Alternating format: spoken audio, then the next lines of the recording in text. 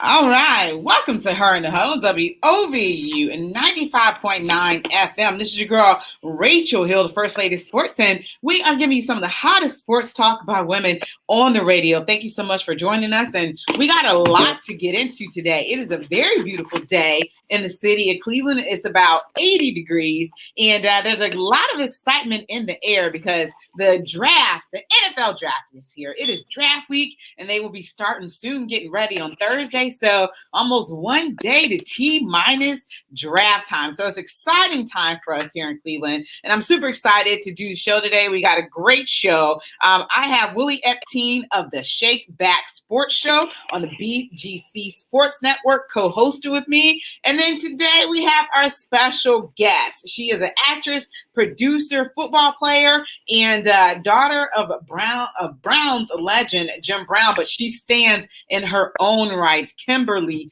B. Brown. Willie and Kim, how are y'all doing today? So happy to have you. What's going on? I'm great. Thanks, Rachel. Thank you so much. I'm excited to be on here. Can y'all hear me, guys? All right, bear with me for 1 second. We're going to make sure that you guys are coming through. I'm not getting any sound on you guys, but I see your faces. You guys are looking lovely. And hold on 1 second. We're getting it going. Are they talking? Yeah, they talking. All right. All right. Can you guys hear me at all? Yes. Yes. Okay, they can hear me. I'm just trying to be able to hear them so our audience can hear them as well. And they should be coming through very shortly.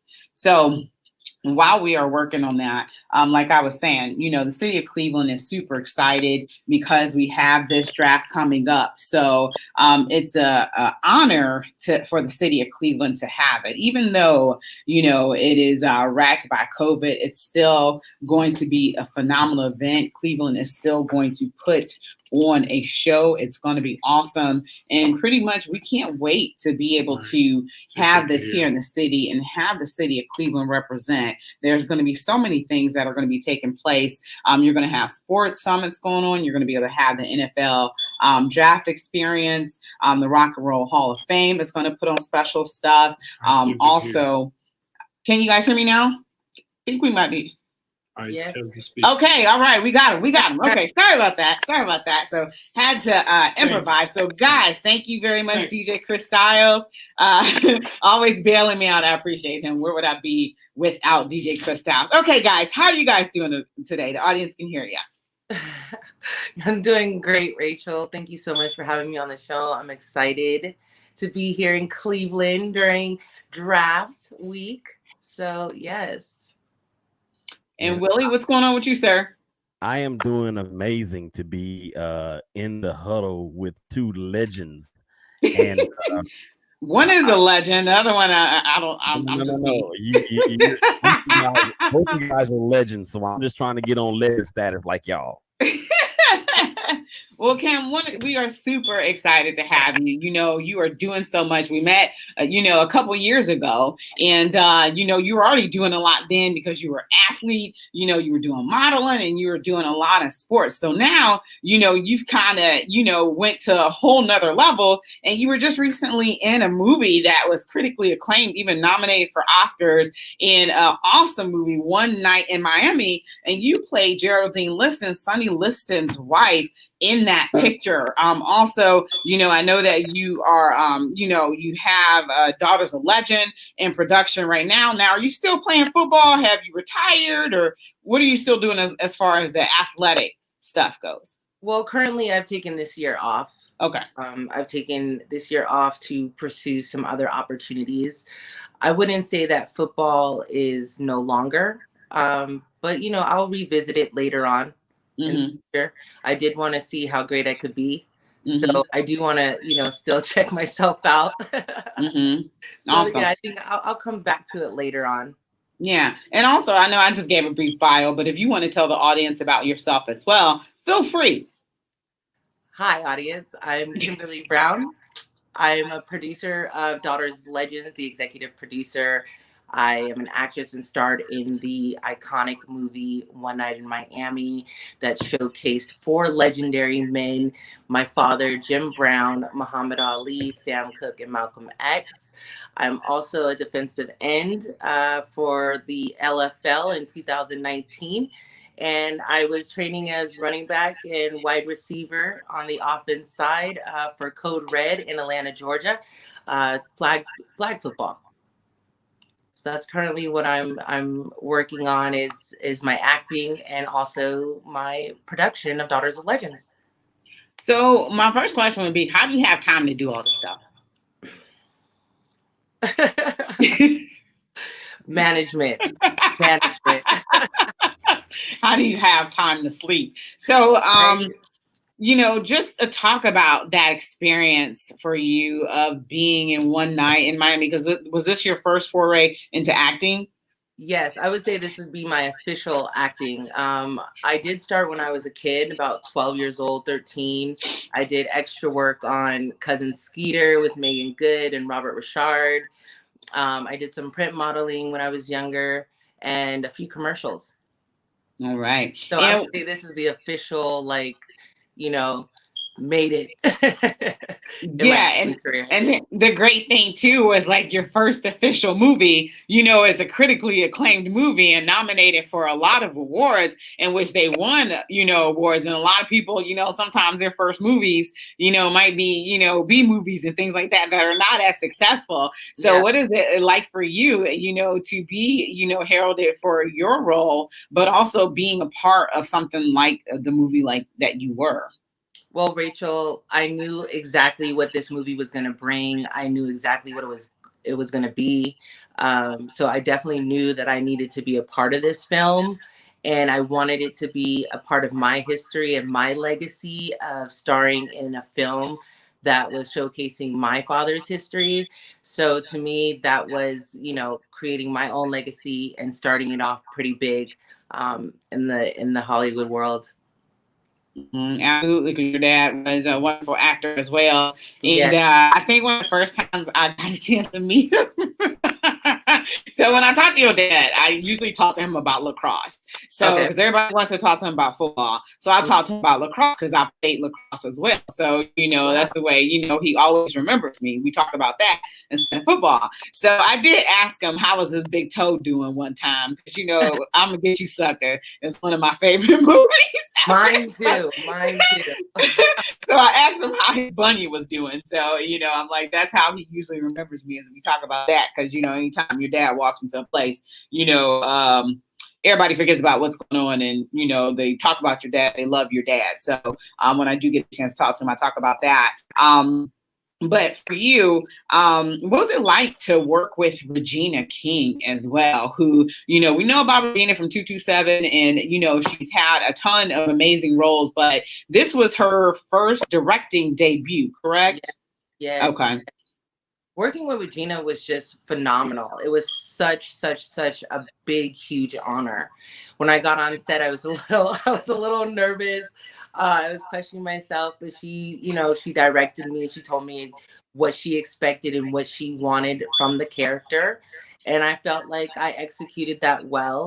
But just being with the whole cast and the whole crew, everybody was just amazing. Everybody was so great and helpful. I was actually sick on set. I actually had the flu. I don't know if it was COVID or not. Yeah. But I still performed, and I had Regina just directing me, and it was just amazing.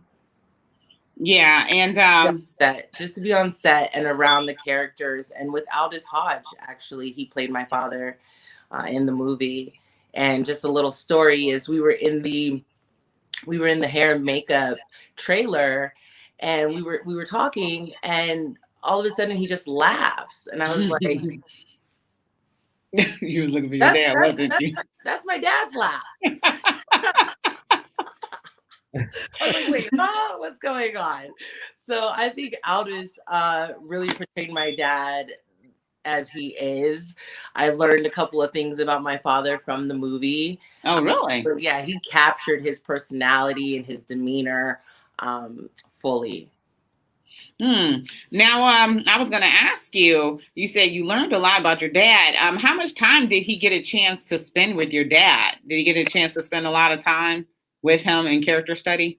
I don't think he was with my father, but he did a lot of research with his interviews, Mm-hmm. his videos, his football career, and everything like that. Yeah, because he even had like the how my dad sits down. Oh my gosh! Yeah, so he had his his leg over his knee, so just little like quirks he got down. And how did you prep for Geraldine Liston? How did I prep? I think I just didn't really prep. I just went on set. Yeah, and Regina, what would you like me to do? yeah. Yeah, absolutely. Because I'm like, having to play, historical figures, and I can imagine how tough of a challenge that is, as opposed to, a character that is just created, but actually, living real people. I can only imagine, what kind of challenge that poses. And it's amazing that he was able to get your dad down without, being with your dad. Because usually, isn't that typically the movie process, is that they, have some Shadows. meetings and get to know that person. So by them not being able to do that, I think that was an amazing thing to pull off. And pretty much all the characterizations were pretty much spot on. Oh, Now, spot on. Now, what was it that you love about acting? I love being another character, but being myself at the same time.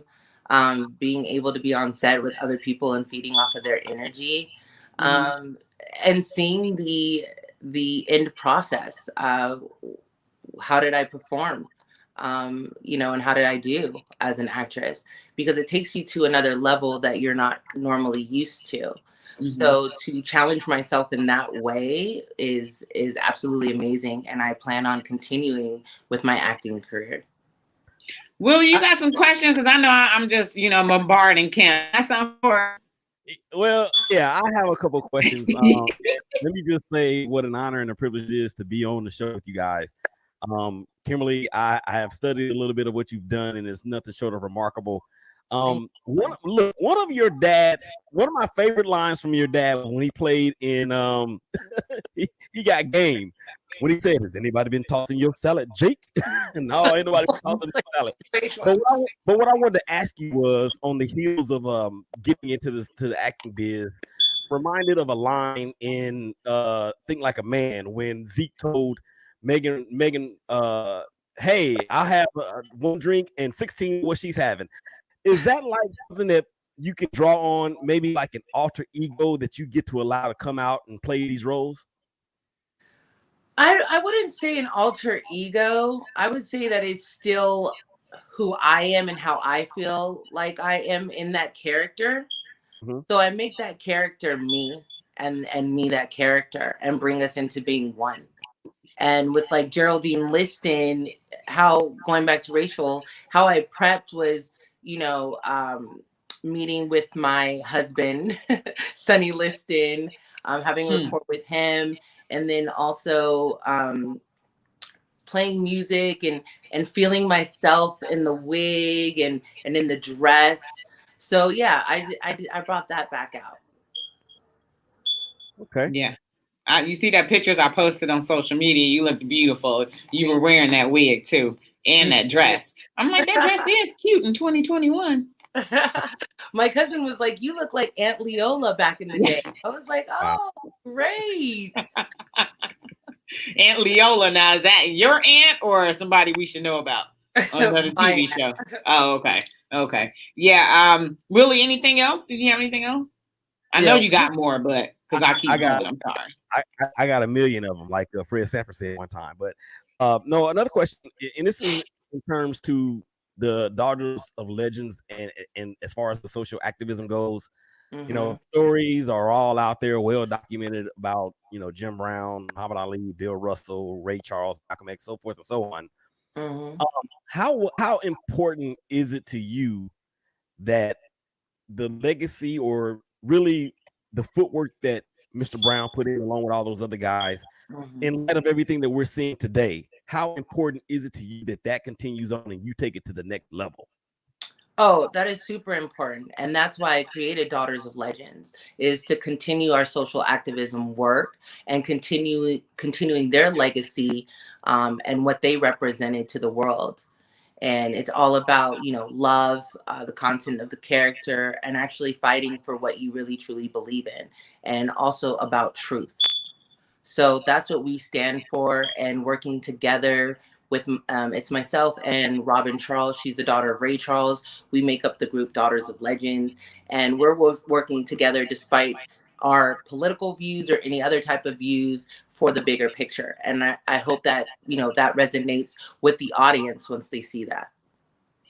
Yeah, well, we're going to have to take a break, and we got more questions for you. Thank you so much for being here. This is important, and this is truly special as well. I'm so happy to have you on here. So we're going to take a really quick break, and you are listening to Her in the Huddle on WOVU 95.9 FM. I'm trying to find my mouse right quick. I don't know where that went.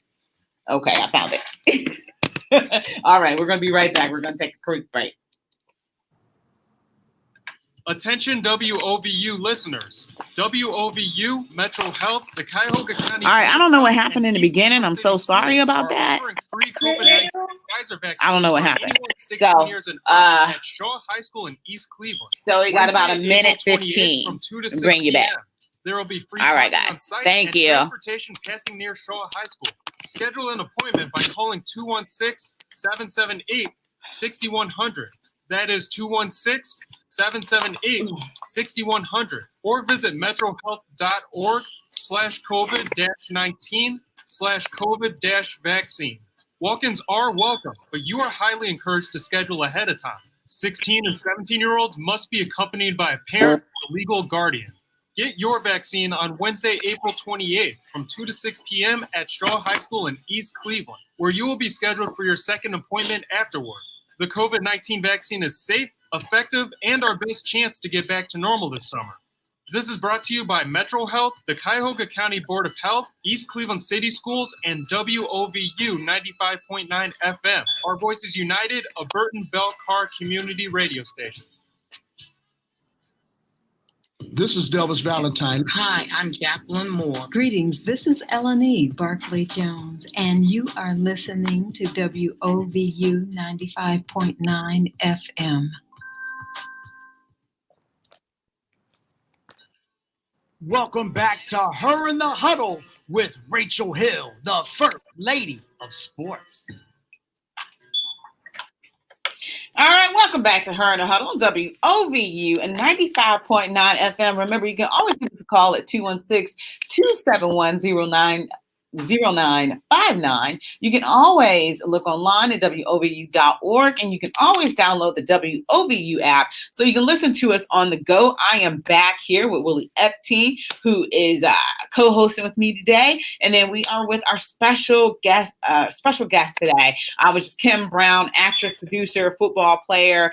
So super excited to have you here. We were just talking about your movie, One Night in Miami, which is doing exceptionally well.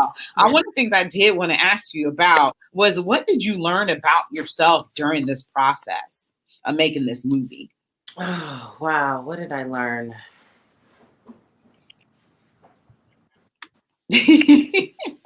That much, huh? Because it's deep, right? It's so deep, right? Right. Well, one thing I did learn is that I love acting. That's one thing. And that I want to continue pursuing my acting career. And, and one thing is, kind of for me right now, I just want to stay in my lane of characters that I feel comfortable with. And then later on, really challenge myself later on. So I think that's what I've learned in this movie process. Mm-hmm. And then when did you also learn about Geraldine Liston as well? Because she's not, talked as much about history. We all know about Sonny, but what did you learn about her that kind of, made you go, Well, she was definitely very supportive of her husband and his career. She was really there for him. But at the end, it seemed that something went on and she kind of just disappeared after his death. So, yeah, there was not too much history or too much writings on her. But I feel that she was a very supportive and loving wife, and always encouraged her husband to pursue his dreams of boxing. Which is really important, especially at that time in history as well, when the whole world is against you, especially as Black people, to have someone that is super supportive. So when it comes to the show, Daughters of Legends, how did you come up with that concept, and how did you guys meet to bring this to fruition? Okay, so one day I was having a conversation with God, and I was asking myself, what do I want to do? How do I want to live the rest of my life? And how will I be happy? And Daughters of Legends came. It was downloaded, and in the time over the years, the concept, everything has been put together. It's taken time. When I first told my dad about Daughters of Legends, I didn't even know the concept. And the first thing he said was, "I love it." And the second thing is, there's so many different things that you can do with this. And I didn't even see it, but my father saw it before me. And then as time went on, and of course, learning the history of my father and Bill Russell, Kareem, and Muhammad, I created a concept from that legacy. So Daughters of Legends is recreating and expanding on the 1967 Muhammad Ali Summit here in Cleveland. And so my father called all the top Black athletes to meet with him, to have a meeting with Muhammad Ali at that time on June 4th. And so once they met, the men backed Ali's decision not to be into the Vietnam War. So, and then they took it to the Supreme Court and they won that case. So for me, Daughters of Legends is I'm calling all the Daughters of Legends to come and become the Daughters of Legends superhero group to fight injustice and to go after causes and passions that we feel is dear to our heart. Now, what if they are not the daughter of a legend? Are you still accepting applications at all? Well, this is how I feel, Rachel. I feel that everyone is a daughter of a legend. Well, if you had a father in your life, you had a father that was supportive, if you have a father that was just there for you, that you love, you're a daughter of a legend. Because we know in society now, there's a lot of absent fathers. And that's why I really created this show, is to show, if the fathers are in the children's lives, how much of an impact that can have on their childhood and as well as in their adulthood.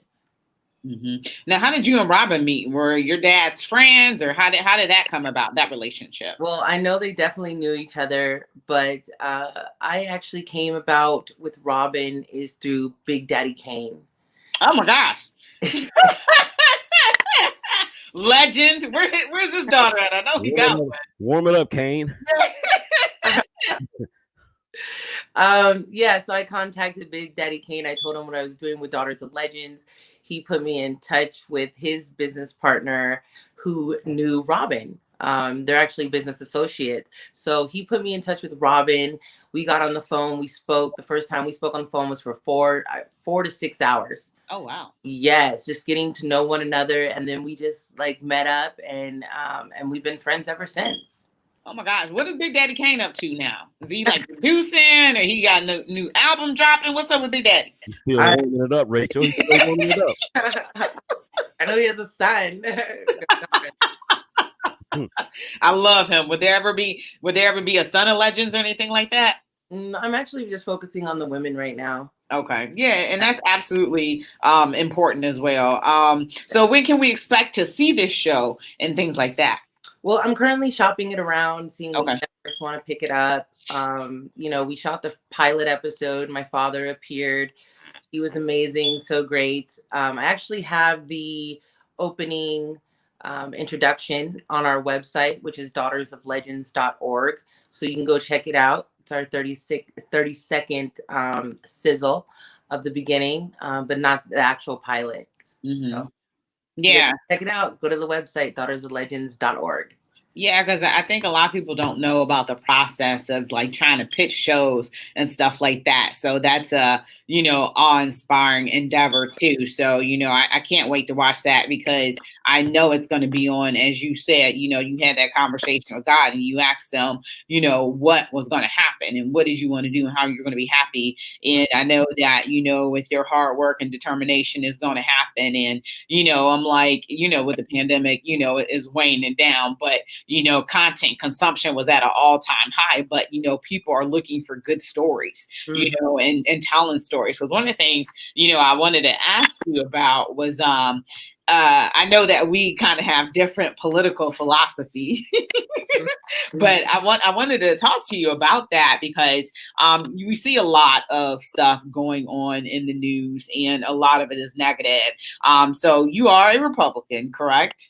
I'm a conservative. I have conservative values. Okay. So usually that coincides mainly with the Republican Party. Yes. Everything has been very volatile. It's a us versus them. What are some of the things that you want Black people to think or know about being a conservative person in the U.S.? Because a lot of people don't know that Black people are mainly conservative and have a lot of conservative values. Yes. We're just liberal in certain things. But, can you point out some of the differences and just educate our audience a little bit on that? Sure. Conservative values is really about the sanctity of life. So my President Trump, he was the most pro-life president. He attended the pro-life rally. But for me, I say I'm pro-birth. I'm not pro-life. I'm pro-birth.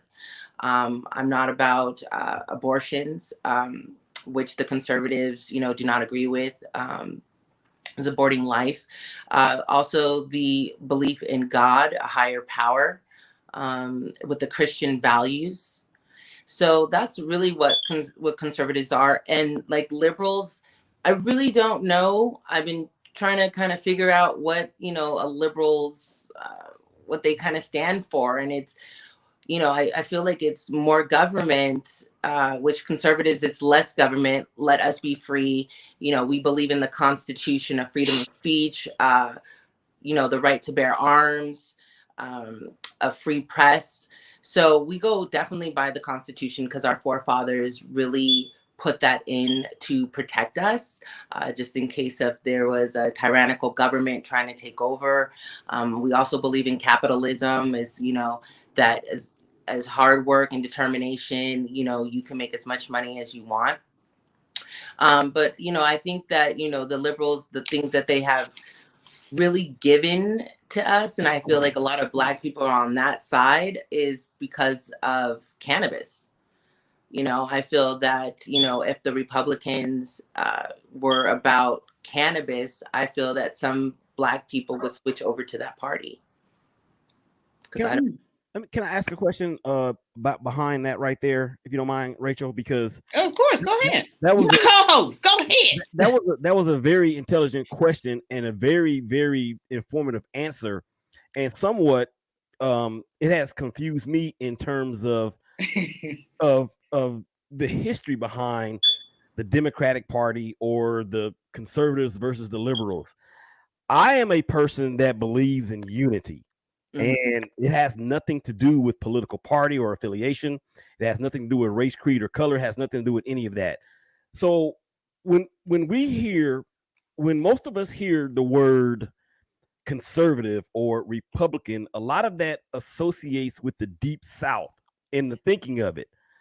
How would you address a person with those types of concerns when it comes to an African American being quote unquote a conservative or a Republican?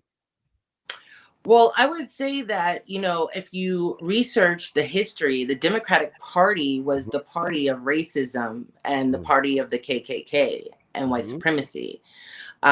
So there was a migration from the parties that they switched. And so, back in oh my gosh, I get Lincoln, Abraham Lincoln, he was part of the Republican Party. He was the head of the Republican Party, and he was the one that freed the slaves. So, they actually created that party to combat the racism and to end slavery. It wasn't until John F. Kennedy and Lyndon B. Johnson when it went to the Civil Rights Act of 1964. And then that's when most Black people switched over and became a part of the Democratic Party. But from the beginning, the Republican Party has been about, that they don't have judgment on race, creed, religion, and they give freedom to the American citizens.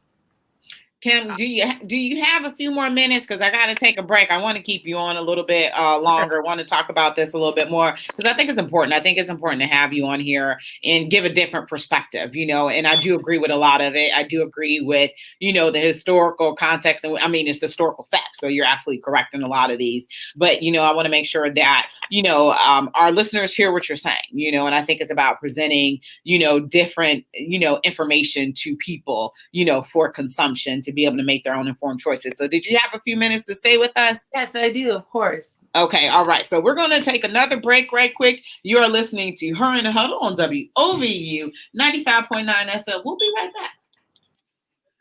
Ahead. Be ready with the training you'll need to get a great job. If you or your family has experienced financial hardship as a result of COVID-19, Tri-C can help. Thanks, Kim. We appreciate it. We having a good conversation. So yeah, no problem. Appreciate you taking that time. So about a minute and a half, maybe. Okay. All right. Register now for online and on-campus summer classes. Tri-C is where futures begin. Sam Silk presents a Mother's Day reunion brunch and dinner concert featuring Jay the Gospel Kid, Sunday, May 9th, Mother's Day. Make your reservations now for the 11 a.m. brunch, the 2 p.m. brunch, and the 5 p.m. dinner at Sam Silk's dining facility at 21300 Libby Road in Maple Heights. For reservations, visit eventbritesamsilk.com. That's eventbritesamsilk.com. Don't miss this amazing collaboration as Sam Silk serves some of the best food on this side of the Mississippi River. And Jay, the Gospel Kid, sings the roof off. That's right, Jay's gonna be singing. It's so nice to see. That's Mother's Day, May 9th, 11 a.m., 2 p.m., 5 p.m. Visit Eventbrite Sam Silk, eventbritesamsilk.com. Mask and social distancing are required. Sam Silk presents a Mother's Day reunion brunch and dinner concert featuring Jay the Gospel Kid, Mother's Day, May 9th. This message is brought to you by Sam Silk, Jay the Gospel Kid, and WOVU 95.9 FM, Our Voices United, a Burton Bell Carr community radio station. This is Marva Johnson of Simply Marvelous. Hey, I am Talitha Kube from Let's Talk About It. This is TC Lewis, and you are listening to WOVU 95.9 FM. All right, welcome back to Her in the Huddle on WOVU, a 95.9 FM. This is your girl, Rachel Hill, the First Lady of Sports, and I am here with Will Epstein co-hosting with me, and our special guest is Miss Kimberly B. Brown, actress, producer, and athlete extraordinaire. And when we left off, we were actually getting into the political sphere a little bit. We talk about sports and politics here because they intersect and intertwine so much in modern life, and Kimberly is a conservative.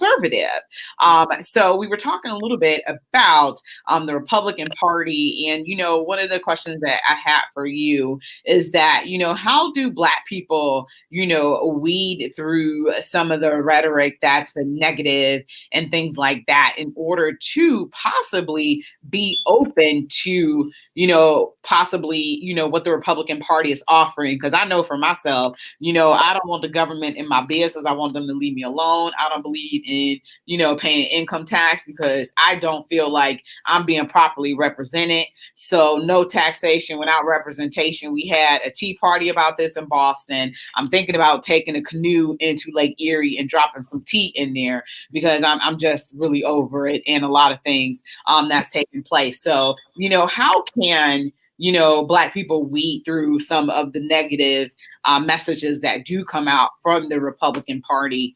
How do we do that? Well, I'm going to say this. I don't know what negative things have come from the Republican Party. And I'm not saying that everybody in the government, definitely not, is a good person. So you always have to judge a person by the character that they're presenting, and also look at their actions of what they've actually done to represent you, and what kind of positive changes they've made in the community as well as in the state. So, I'm going to say that there's not, the best of people on both sides. But what my party represents is what I believe, which is in God, Jesus Christ. I believe in the sanctity of life, that God brings, children down here for a reason, for a purpose, and that child should not be exterminated. So I feel like Black people have to really understand and study what is that is affecting us negatively on a mass scale, which is abortion.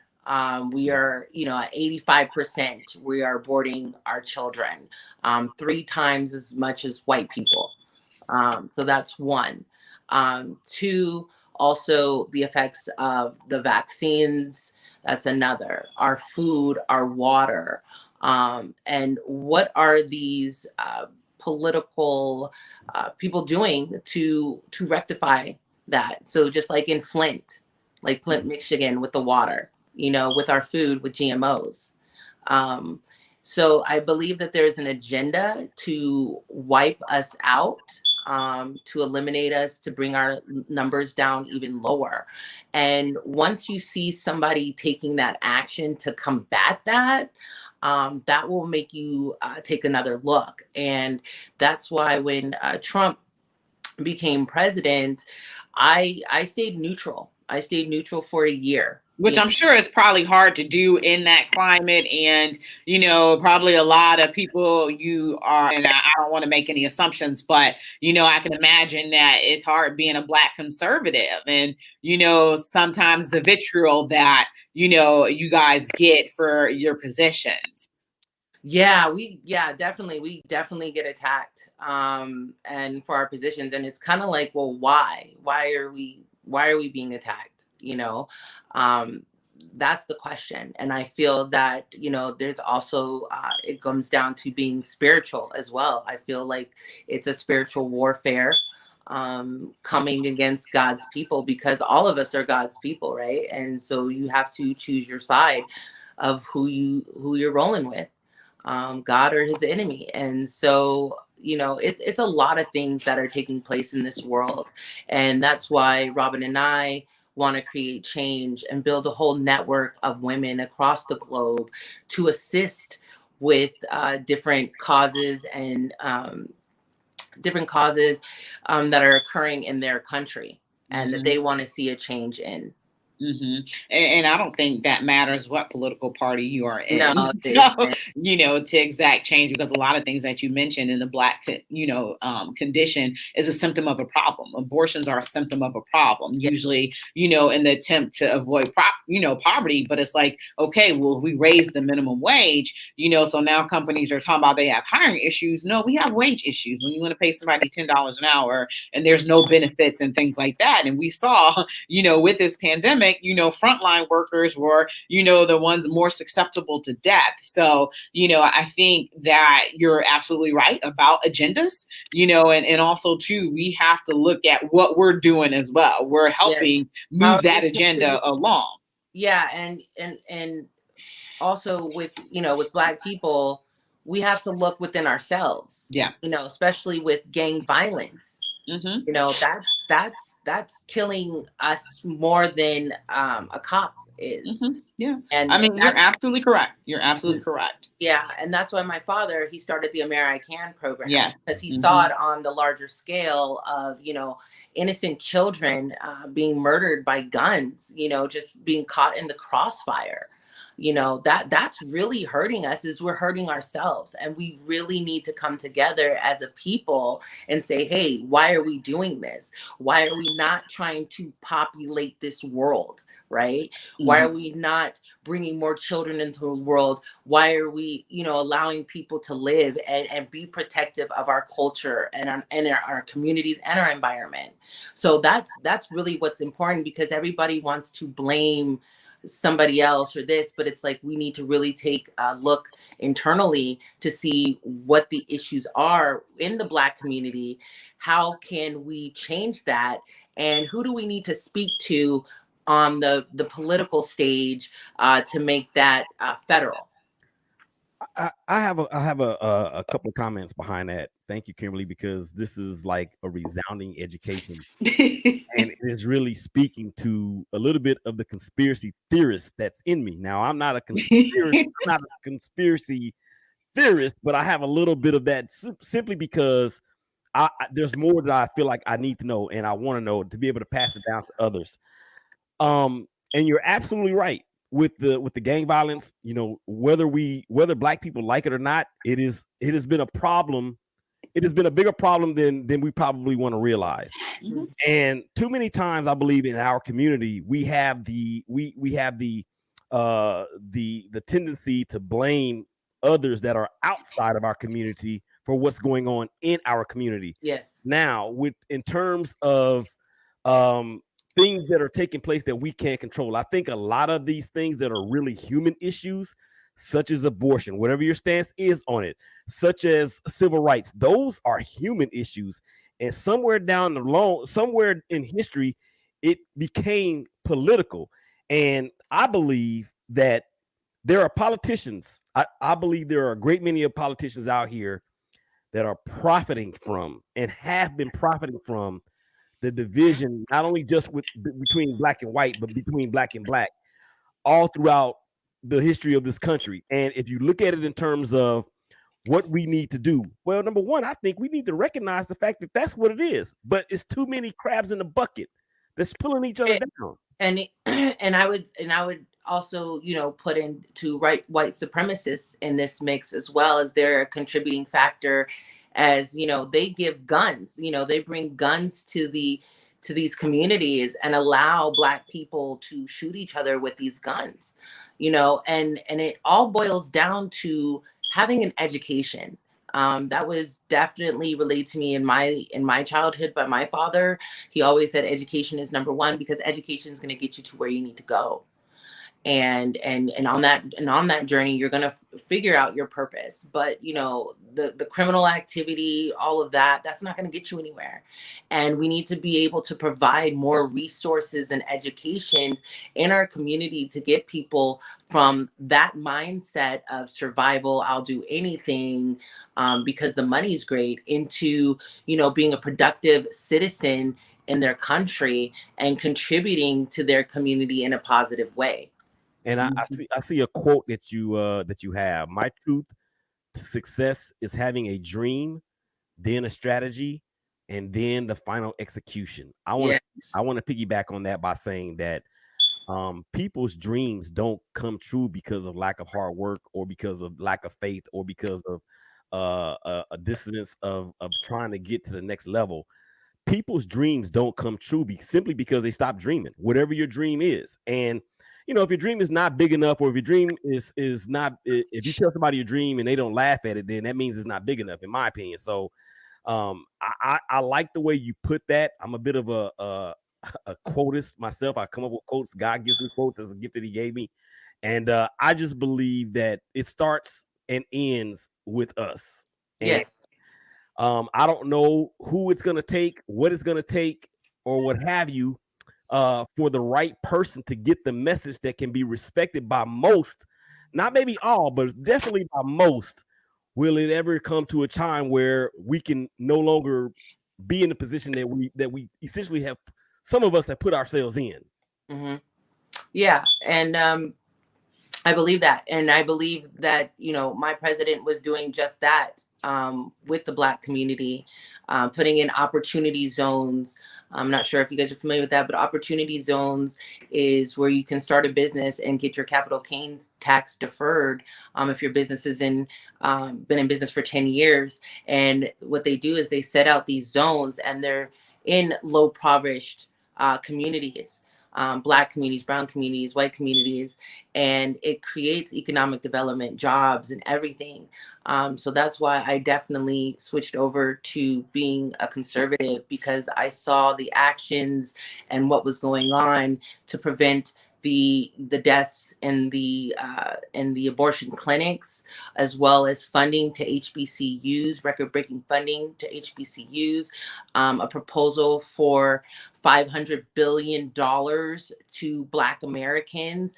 And that was going to start 500,000 new businesses. That was going to be $1 million for for 500,000 businesses. There was just so much that I felt that he was doing for the Black community, as well as all of America. And that's why I said earlier I was neutral until I actually saw what he was doing and how he made an impact, and to put us in a better position than what we are in now. To provide those opportunities to save on taxes, to provide us with jobs, and also with the First Step Act of releasing prisoners on non-violent drug offense, non-violent charges. Yes, excuse me. So, I saw a lot that was actually helping the Black community. And it was very surprising that the Black community was against somebody that was actually for them, in my opinion. And like I said, I go by the actions. You might not like the person, you might not like what they say. Yeah, because that was a you know what I mean? But what policies are they putting in place to help your community, to help your people? And I don't see that with this new administration. It's not about us. And I knew it wasn't going to be about us. You haven't been with us the whole show. You still got like 15 minutes. I'm sorry. I know I said 30, but we having a good conversation. We really haven't touched sports at all, which, I hope is okay, Willie, because, we obsessed with sports. Kim, you got 15 more minutes? Yeah, I got 15. Okay, because we're going to take a break really quickly.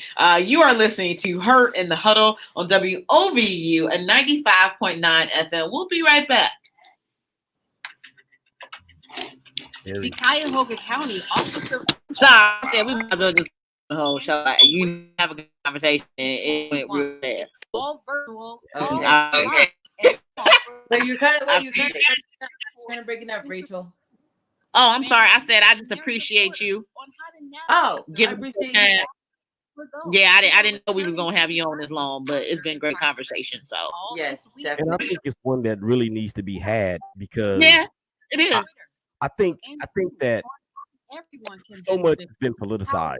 I mean, too many things have been politicized, and I don't know where it came from, but I can recognize what it is. So, the Bible says you test the spirit with the spirit. So whether your spirit is one of God or whether it's one of Antichrist, it can still be used to test the spirit, and the spirit knows more than anything else. And I don't know. It's just sad. And I wish I could invent a time machine. You know what? I'm gonna go get in the hot tub. Get back in time. The hot tub time machine, and just hey man, let me tell y'all what's going on out there. What y'all did. Yeah, good conversation. So we got about 35 seconds left for this break. Members of the Cleveland. I want to ask you about the football, though. I got to ask you about some football. You have a voice. What about football? I hope it's not. Wait till we get on air. What's the football? Is the coach's name is Kevin Stefanski, right? Stefanski, yeah.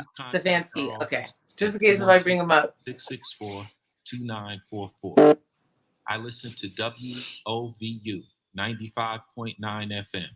Our Voices United, a BBC community radio station.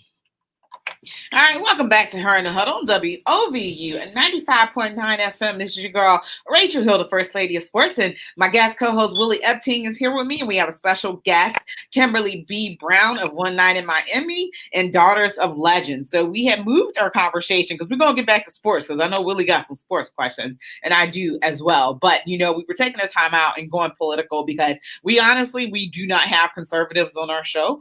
We do not usually have people who identify with Republicans on our show. So I'm glad that, we are taking this opportunity to, educate our audience. One of the things that, you said that, stuck out more important, and this is I harp on as well, is about our choices. And we have to have some accountability for our choices and self-actualization about the things that we're doing as well. Before we went to break, you were saying about, the things that Donald Trump has done for the Black community. And I think a lot of people couldn't see past his rhetoric to be able to see some of the positive things. And I won't even say, I don't feel like he did anything positive. He didn't do anything positive. I ain't gonna lie, I like getting the tax cut, but it's like when I wake up to my president retweeting a video that says white power, it's just hard for me to, be able to kind of get past that, because you wonder what people's intentions are. But like you said, look at the policy, because those are the things that stand the test of time. Look at that. So I think that's very important, for people to keep their eyes open regarding, those things, no matter who you choose to, vote for and align yourself with. And definitely, I was going to say that I don't know if he tweeted white power. He retweeted a video. The video. Well, yeah, he retweeted a video of it. A video of white He power. didn't tweet that himself, but he did retweet a video of someone saying that. Of someone saying white power. Okay. Mm-hmm. But but the thing is, it's okay for us to say Black power and nobody get upset about that. Well, I think the language has a different impact when one side says it than the other side. But this is what I wanted to ask too, because these are conversations that would need to be had between people of one mindset and people of a different mindset. Now, if you listen to what I'm saying, I'm not saying between Democrats or Republicans. I'm not saying between liberals and conservatives. I'm not saying between Black and white people. I'm talking about a conversation such as this, where it can be intelligent and people can actually bring their grievances to the table. Yes. And then once everything is on the table, then we can start agreeing on things, coming to compromises on things, or just flat out agreeing to disagree. And I think the race and the political side of it is really the distraction that is really keeping that from taking place. Oh, well, yeah, definitely. And it's definitely on the move now, even more. Like, everybody is just talking about race. And it's just like, I see it coming from the left. I see that they use that as a tactic, for one, being distracted from the real truth. 2, for division. 3, to just to keep us, going head to head. And it's really not about race. It's really about that we are all God's people, and we should all love and respect one another, no matter what political party you're associated with. But if you're so far left with your mindset and the way that you're thinking, then you might not see the other side. You have to be open-minded to receive from both sides to come to, and that's what bipartisan means. Exactly. So I hope because when I do say my side, and I do feel like it is the right side because I feel that it's on God's side. But I wouldn't hesitate to call out any Republican that was going against our party's values. So we have a couple of bad apples in the party. I'm not going to say who, but I keep a close. Should we know who they are by now? I think everybody gets exposed. You can see it coming, and definitely with the Black Lives Matter organization, I saw who they were a year ago. And, it finally has come out, they're not really an organization, No. that they have not, uh, all the money that they've collected, they did not spend in the Black communities. They're spending on homes across the country. They're under investigation now. And that was supposed to bring Black people together, but you used us. You used us for your agenda to get money, and that money did not pour into what you said it was going to pour into.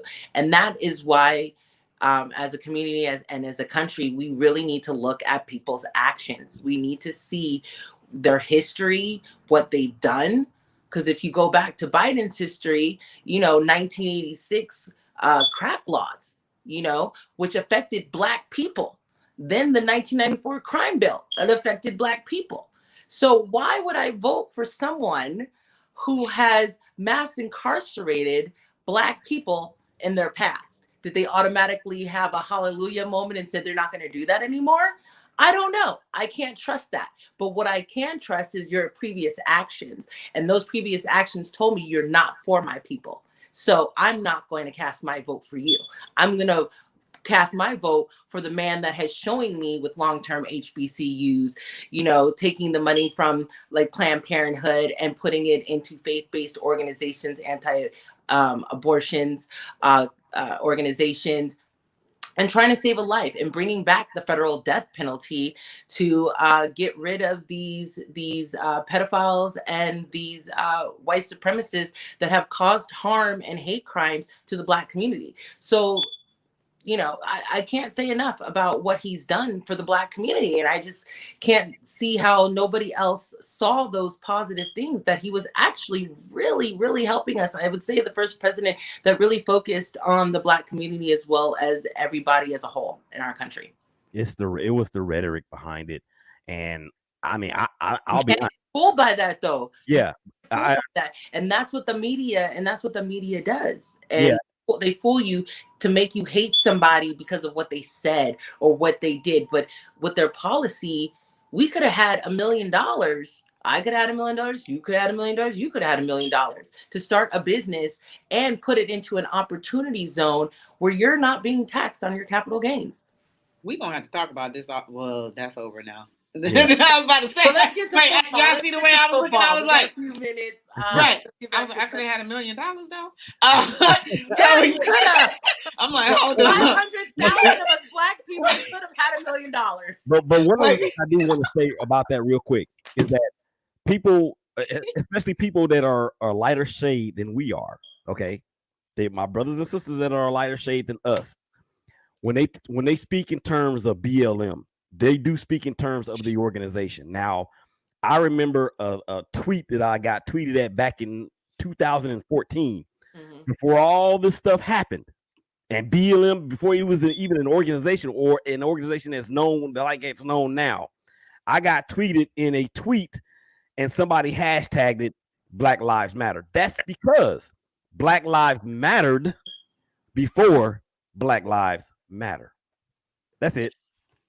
All right, so because we got like 2 minutes left. So Kim, really quickly, you said that you're not, right now football is on hold for you, but what are your thoughts about the Cleveland Browns and what's going on with them? Oh my gosh, the Browns are my team. They are my dogs, you know what I'm saying? So yes, I love me some Browns. I'm super proud of them and their performance this year, going all the way to the playoffs, breaking that 18-year playoff curse, I would say. Yeah. But yeah, the Browns, I feel like they're going to be contenders this year in the Super Bowl. I feel like we can definitely go all the way. Our head coach, Kevin Stefanski, he did an amazing job with the offense. I read up about his plan and the adjustments that he's going to make to even make them better. So I'm like, wow. Hopefully, in the draft, they're going to pick some defensive players, so we can get our defense definitely on point and in sync with the offense.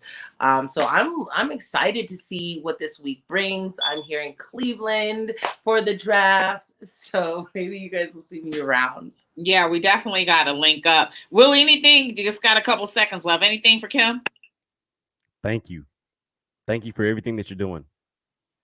You're certainly welcome, but thank you guys for having me on the show and definitely supporting us and what we're doing. Yeah, what's next? What's next? I know we got a few seconds left. What's next for you, Kim? What's next is I'm bringing out the Daughters of Legends brand. I'm also creating a CBD line as well as the THC line, our own strand. I'm definitely about federally legalizing cannabis. Hopefully the Republican Party will get on that and get on board with that. I think that would make a huge difference and a shift. But yeah, just follow me on Instagram at kimberly.b.brown or follow us on Instagram or Facebook, Daughters of Legends on Instagram and Daughters of Legends 2 on Facebook. And stay tuned to what we're bringing. All right. So, Kim, thank you so much for being here today. Willie, thank you so much for co-hosting with me. You have been listening to Her in the Huddle on WOVU at 95.9 FM. Have a good night. Thanks, guys. Thank you. Are we off? You. Yeah. Thank you so